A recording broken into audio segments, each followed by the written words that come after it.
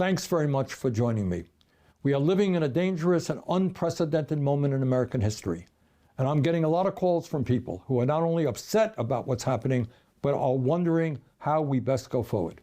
Well, let me tell you, we've got to be smart, we've got to be organized, and we've got to fight back. This is not a time for wallowing in despair and hiding under the covers. The stakes are just too high. We're not just fighting for ourselves. We're fighting for our kids, for future generations. We're fighting for the future of this planet.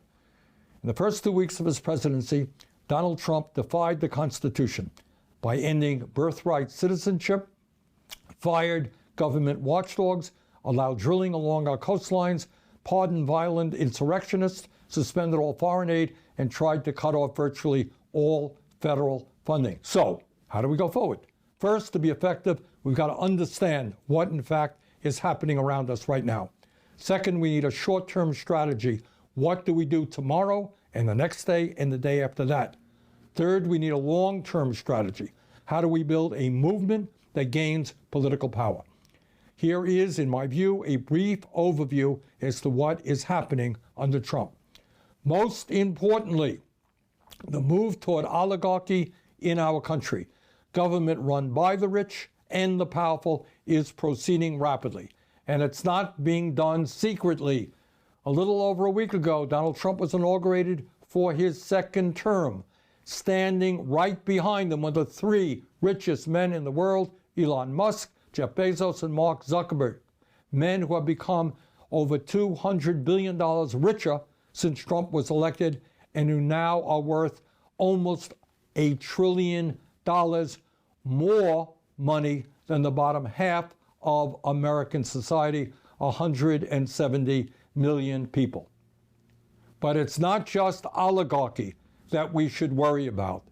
This country under Trump is moving rapidly toward authoritarianism. Just a few examples. In violation of the Constitution and federal law, Trump attempted the other day to suspend all federal grants and loans. That means he blocked funding for Medicaid, Head Start, food stamps, homeless veterans, etc., etc.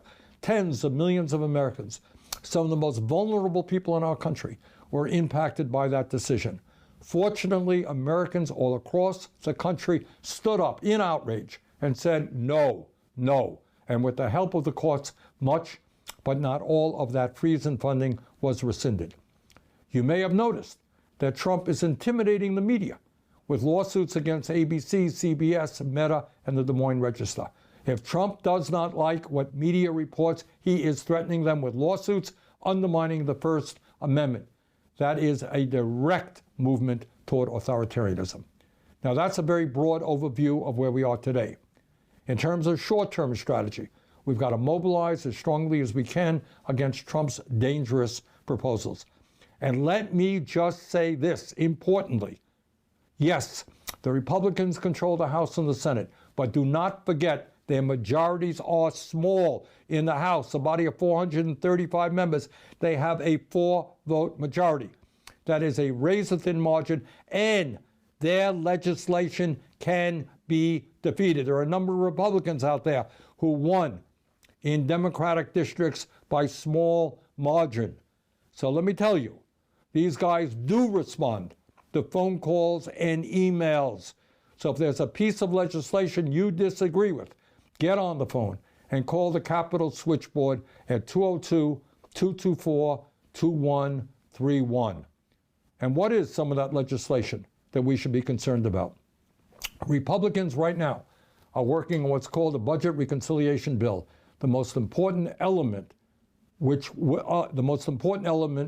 would be a massive tax break for the wealthy to be paid for by large cuts in Medicaid and other programs that working families and low-income people desperately need. At a time of unprecedented income and wealth inequality, when so many of our people are struggling to put food on the table, we must not savage programs for working families to provide huge tax breaks for billionaires. We must vigorously oppose Trump's efforts at mass deportation. Yes, we must strengthen our borders. Yes, we should deport people who have been convicted of serious crimes. But no, we cannot destroy families who have lived and worked in this country peacefully for decades. Not only is Trump's mass deportation program immoral, it will have a severely negative impact on our economy. As all of you know, we are seeing extreme weather disturbances and devastation in our country and all over the world related to climate change. Think about LA, think about North Carolina. We must vigorously oppose this absurd drill, baby, drill doctrine, which will only make an incredibly dangerous climate situation even worse. And those are just a few of the issues that are coming down the pike. But we cannot just play defense. We have got to be on the offense. Please never forget that the agenda that we are fighting for is widely supported by working families all across this country, and we must continue to fight for that agenda. The American people do not want cuts to Medicaid and the privatization of Medicare. They understand that health care is a human right, not a privilege. We must continue the struggle for Medicare for all so that every American has the health care that he or she needs. That's not a radical idea. That's what Americans want.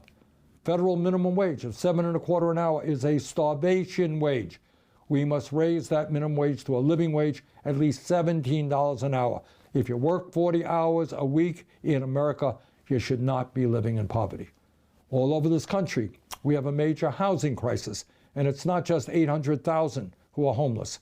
It is millions of working families who are spending 40, 50, 60% of their limited incomes on housing. Instead of spending almost $1 trillion a year on a wasteful and bloated Pentagon budget, we have got to build millions of units of low-income and affordable housing. And when we do that, we put large numbers of people to work at good-paying union jobs. I could go on, but let me conclude by saying this. The United States is the wealthiest nation in the history of the world. If we stand together and oppose right-wing efforts to divide us up by our race, by our religion, our sexual orientation, or where we were born, if we stand together, there is nothing that we cannot accomplish. Bottom line, let us go forward and fight for a government and an economy that works for all, not just a few. We simply do not have the luxury of moaning and groaning. We have got to stand up and fight back.